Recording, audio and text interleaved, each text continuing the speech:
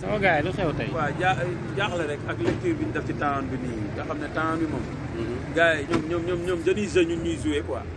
boo xoolee kaa wax la benn affaire de Macky Sall ak gars yi xam nga lan lañ ma jox. mooy cinéma Al Karim bi daan dem ay cinéma Allah Akbar nga xam ne da ngay ñëw ñu affiché benn film karaté Brésil wala benn Rambo 2 nii affaire yooyu. di nga am ci xaalis yëpp nga xëpp ko ci nga dugg ñu tegal la indo quoi. maanaam Macky Sall noonu lay sëlëmee Sénégalais yi day taf corona ci buntu palais bi nga dugg mu waxtaane politique quoi. ñu indi ay groupe yoo xam ne ñooñu ñooy nekk ci làmb ji suba ñooy nekk ci gàmmu yi ginnaaw suba ñooy nekk ci ngénte yi mooy groupe pa yooyu ak groupe ñooñu taasukat yooyu ak tagaatekat yooyu ñoom ki ne laam ñoom mais bàyyi affaire yi dafa yéeme quoi affaire yi dañ ko politiser de trop quoi affaire yi politique rek ngay gis ay coronavirus yoo xam ne ay kinne laam biir pale ay sooda mam kinne laam lan la mën ci coronavirus maa ngi nii lu dul dem pale naan man kinne laam maa ngi ku ma doon laaj maa ngi ay caat yaa naa maa ñoom dañuy sañ ñuy joué ñun seen dil yëpp xam nañ ko quoi Afisa Kaboy dawal endo te laaj